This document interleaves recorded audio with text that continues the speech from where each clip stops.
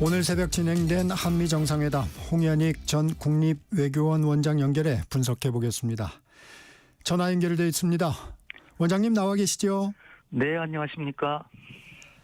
먼저 대통령 집무실에서 있었던 한미 정상 공개 발언 어떻게 평가하십니까? 네, 처음에는 약간 우려로부터 시작해서 점차 분위기가 좋아지더니 마지막에는 트럼프 대통령이 상당히 만족하고 두 정상 간의 신뢰가 구축된 모습이 매우 보기 좋고 성공한 정상회담으로 정말 어떻게 보면 매우 어려운 상황에서 놀라운 진전을 이룬 정상회담이다.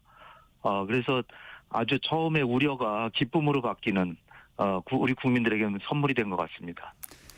이재명 대통령이 트럼프 대통령이 관심을 갖고 있는 북한 문제로 화제를 이어간 것이 전략적으로 좋았다고 판단하십니까? 그렇죠. 역시 두 분의 가장 그냥 흉금을 터놓고 얘기를 해도 뜻이 비슷한 게 한반도 문제인데요. 네.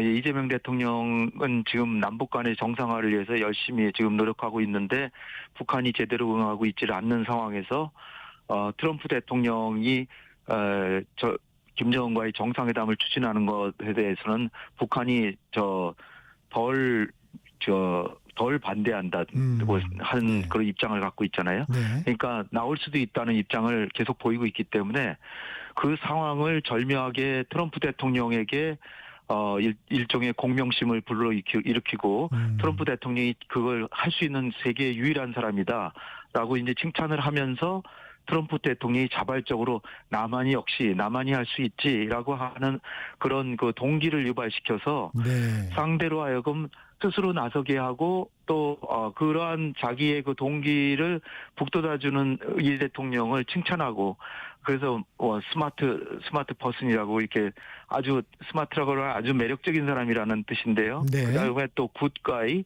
그래서 아주 친근한 동료나 아주 다정한 친구한테 하는 그런 또 위대한 한국을 대표하는 위대한 지도자다. 이렇게 그런 아주 찬사로 끝을 맺은 정말 보기 좋은 정상회담이었다 이렇게 보입니다.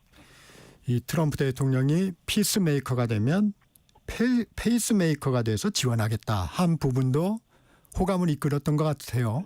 네, 그게 아주 절묘한데요. 네. 사실은 우리 과거의 그 진보 대통령들도 우리가 주인 의식을 갖자 그래가지고 우리가 결국 북핵 문제 해결하는데 나서야 되고 미국하고 협력이 중요하지만 우리가 운전대를 잡고 간다 뭐 이런 네. 이런 그 논리였잖아요. 네. 근데 이재명 대통령은 솔직하게 김여정 얘기를 하면서 김여정이 나는 상대를 하려고 안 하는데 김정은 위원장과 트럼프 대통령과는 이 대화가 될 수 있다는 그런 모습을 하는 걸 보니까 대통령님을 만나고 싶어 하는 것 같다. 그렇게 해서 트럼프를 완전히 이렇게 띄워주고 이 주도권을 넘겨줌으로써 상대가 주도하고 실질적으로 우리는 그거 마라톤에서 페이스메이커 하는 것처럼 옆에서 도와주면서 궁극적으로는 한국의 이익을 챙기는 그러니까 어떻게 보면 이재명 대통령이 가끔 전쟁 얘기하시는데 전쟁에서도 싸워서 이기는 것보다 싸우지 않고 이기는 게 좋고 또 싸울 필요가 없고 평화를 만드는 게 최고다라고 하시는 것처럼 네. 우리가 직접 하는 것도 좋지만 여건이 안 될 때는 그 주변의 친구인 미국이 나서게 하고 우리는 거기에서 결국 우리가 달성하고자 하는 남북관계 정상화 쪽으로 가는 것을 동력을 얻어내는 그런 결과를 얻어냈다고 이번에 보입니다. 이 한미 정상은 조선업 협력에 대한 의지도 밝혔는데 이 부분이 한미 간 협상에 어느 정도의 지렛대를 발휘했다고 보세요, 원장님은? 트럼프 대통령이 그 모두 발언에서부터 미국의 조선업에 대해서 과거에는 참 영광이었는데 지금은 완전히 정말 참혹한 상태라는 식으로 얘기를 하면서 한국이 이거를 도와서 우리를 다시 조선업에서도 위대한 나라를 만들 수 있는 나라라고 하는데 그 다행스럽게도 상당 부분은 한국에서 배를 만들고 나머지는 미국에서부터 배를 만든다 이런 표현을 하면서 저는 트럼프 대통령의 성격 같으면 미국이 와서 배를 많이 만들어 달라고만 할 줄 알았는데 네. 한국에서도 많이 만들어 달라고 하면서 그거는 사실 현실론적으로 미국에서 우리가 전력 투자해서 배를 미국에서 만들려고 해도 미국의 조선 산업의 기반이 워낙 지금 쇠퇴해 있기 때문에 단숨에 될 수가 없거든요. 네. 장기간의 시간이 필요하기 때문에 이런 것을 우리 정부가 잘 주목해가지고 이 조선업이라고 하는 게 미국의 패권 유지하고 아주 긴밀하게 연결되는 상황이기 때문에 네. 트럼프 대통령도 이걸 필요로 해서 우리의 협력을 요구하는 그런 상황이 됐습니다. 아무래도 이제 경제 분야에 트럼프 대통령의 관심이 많은데 이 사업성이 다소 불확실한 알래스카 LNG 프로젝트에 대한 한국 참여 의사도 여전히 타진하고 있어요. 네, 이건 사실 좀 우리가 가능하면 피했으면 하는 네. 주제 중에 하나였는데 네. 관세 협상 때는 얘기가 안 나와서 잘 넘어갔다 싶었는데 역시 이제 트럼프 대통령의 마음속에는 있었는 모양입니다. 그래서 네. 한국과 일본과 미국이 협력해서 하자 이런 식으로 일본까지도 껴넣었더라고요. 네. 그래서 뭐 이거는 우리가 잘 검토해서 그 미국이 그렇게 요청하니까 뭐 잘 검토하는 성의를 보이고 또 사업 타당성이 보인다 그러면 참여할 수도 있다라고는 여겨지는데 좀 신중하긴 해야 될 것 같습니다. 이 비공개 회담은 자세히 공개되지는 않았는데 이 3,500억 달러 대미 투자의 투자처, 투자 방법을 놓고 한미 간 이견이 좀 있었는데 정리가 됐을까요? 이게 지금 관세 협상 얘기를 하면서 트럼프 대통령의 얘기로는 한국이 재협상을 요구했지만 나는 나의 입장을 고수했다 이렇게 얘기를 해서 네네. 저는 좀 놀랐는데요. 네. 거꾸로 트럼프 대통령이 새로운 요구를 자꾸 내놔가지고 한국이 이거 합의했던 내용대로 갑시다라고 하는 모습이 나타날 줄 알았는데 거꾸로 우리가 새로운 요구 사항을 내놓은 것처럼 트럼프 대통령이 얘기하면서 그러나 미국은 입장을 변하지 않았다 뭐 이렇게 얘기를 하는데요.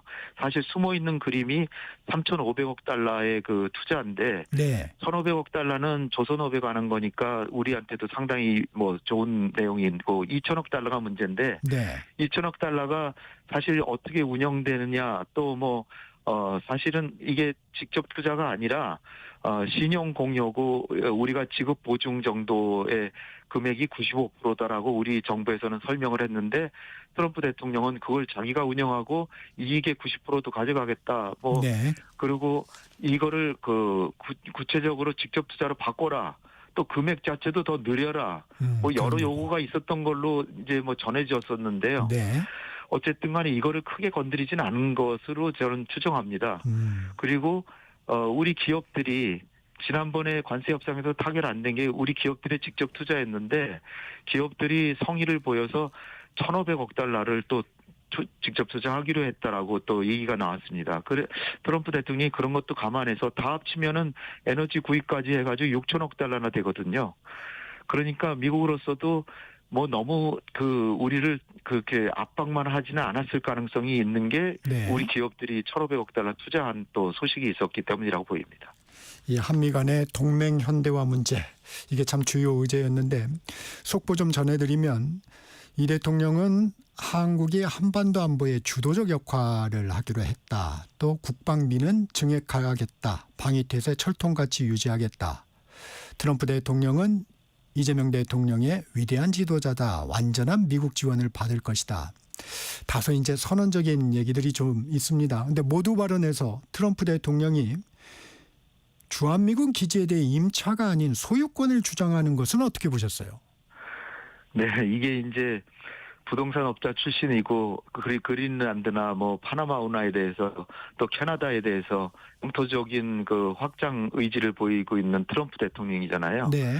이거의 연장선으로 보이는데 지난번에 일기 임기 때 한국을 방문해서 평택 기지를 방문했거든요.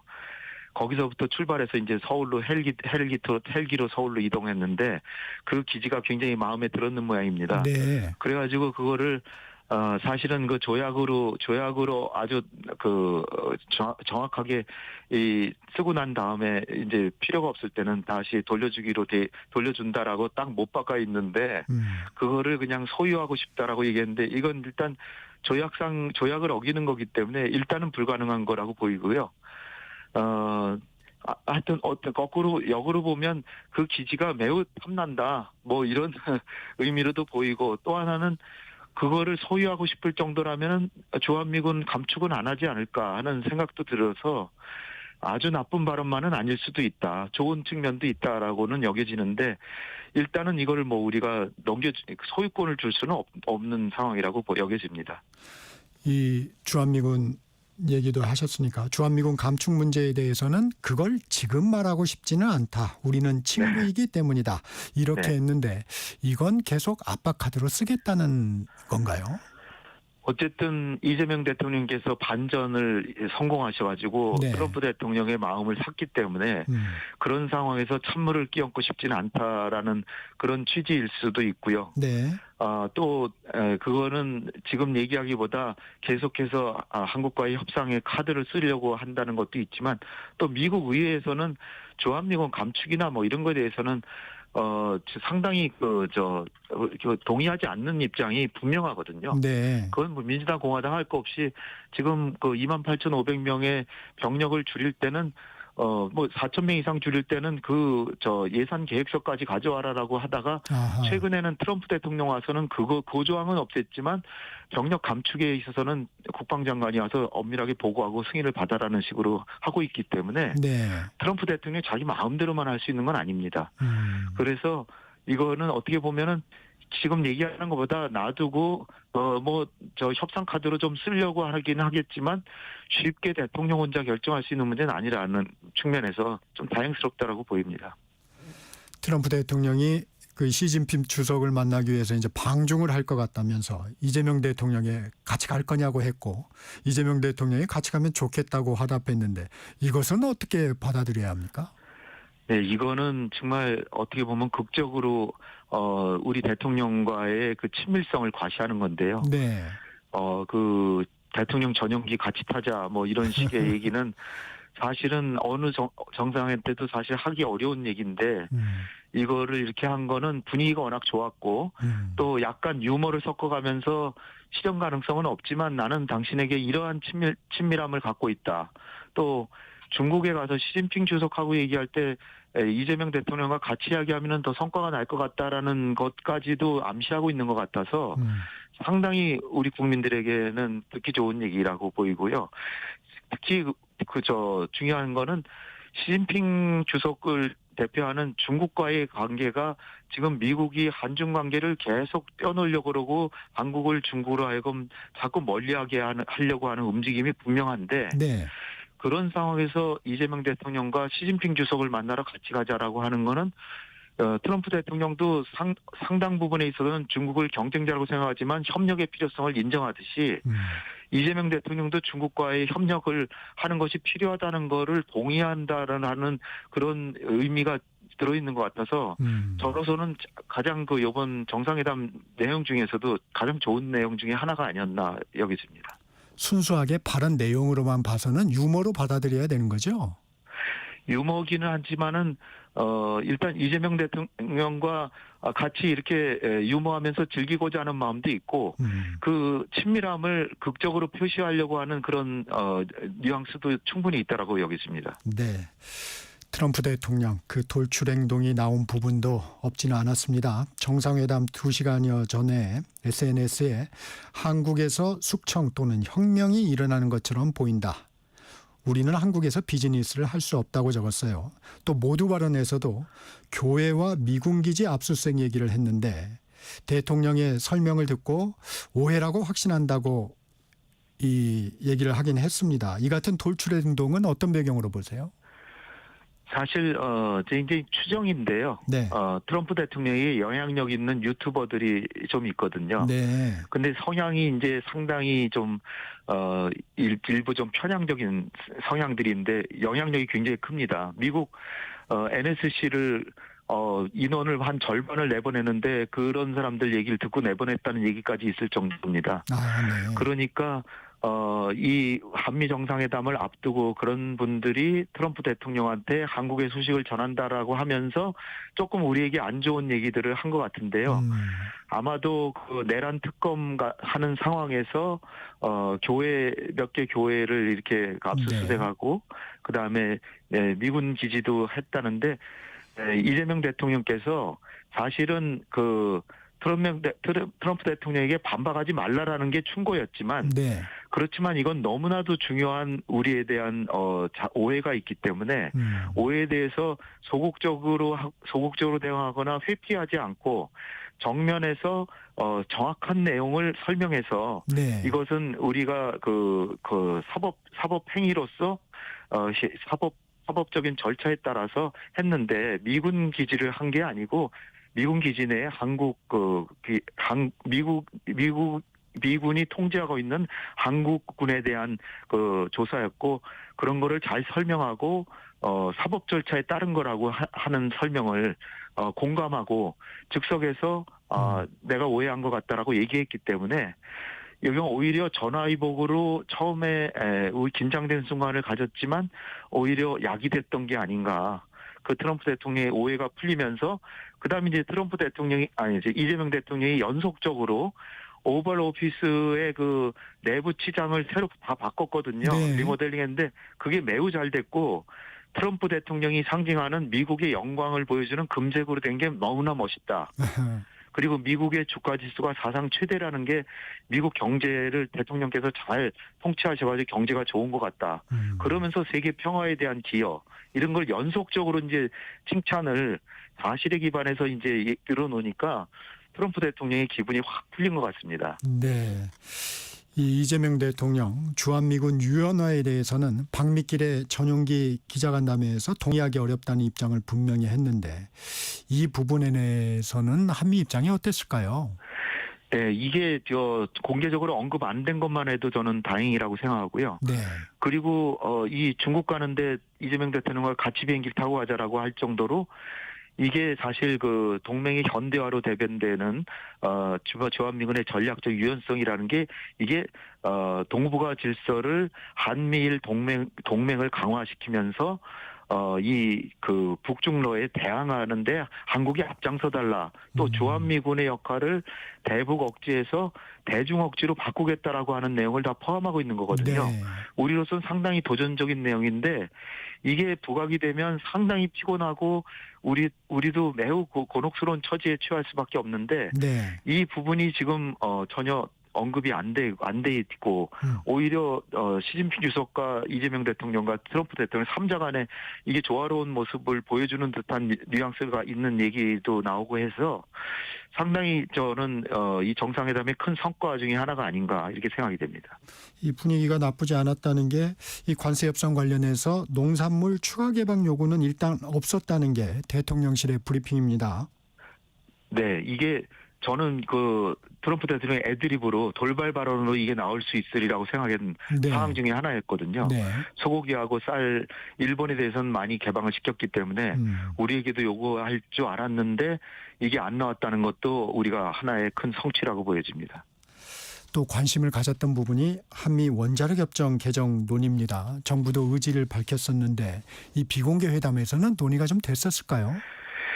글쎄 이게 됐다고 하더라도 이게 한미 간의 협정으로 돼 있기 때문에 이거를 뭐 협상을 재개한다라는 것이 추후에 이제 얘기가 나온다면 좋겠는데 아직은 뉴스로는 안 나오고 있는데 그러나 이제 원자력 협력에 대해서는 이제 대통령께서 그 경제인과의 간담회 그 정상회담 이후에 가셔가지고 원자력 산업에 있어서의 협력 이런 것이 가능한 것처럼 이렇게 얘기를 하셔서 사실 원자력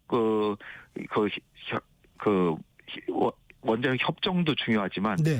미국의 그 원자로가 엄청나잖아요. 그 영토도 넓고 그래서 300기를 지금 새로 짓는다 그러는데 이게 지금 할 수 있는 데가 프랑스의 EDF라는 기업이 있고요.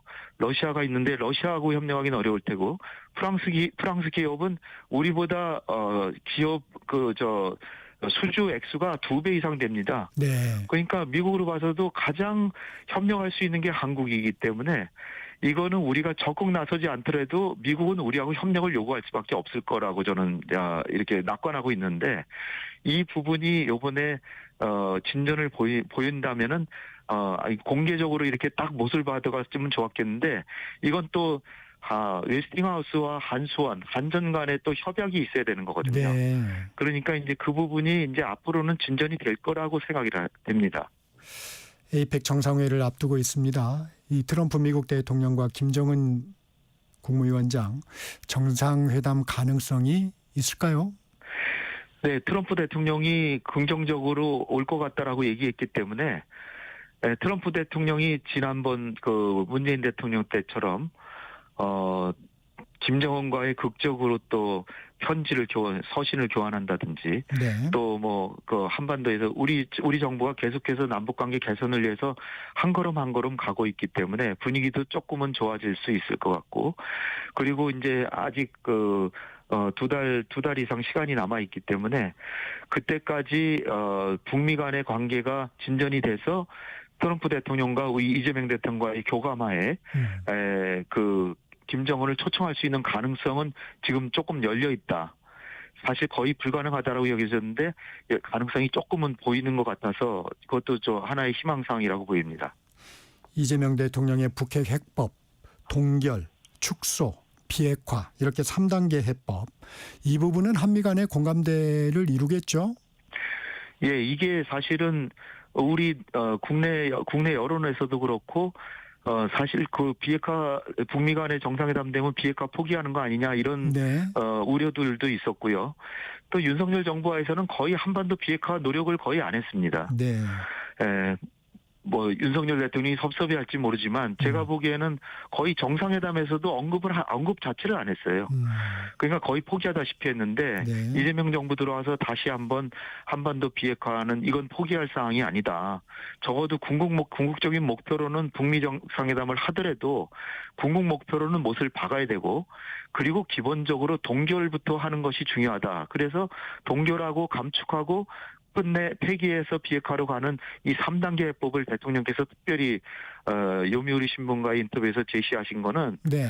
일본하고의 협력도 도모하고 트럼프 대통령이 북한과 정상회담을 추진하는 데 있어서의 부담을 줄여주는 측면도 있으면서 네. 또 비핵화라는 걸 못을 박아야 된다라고 하는 우리의 입장도 제시한 점이 있어서 미국으로서도 껄끄럽게 생각하기보다는 그런 방안을 따르면 좋겠다라고 하는 그런 정도의 내용이기 때문에 합리적인 방안이라고 보여집니다.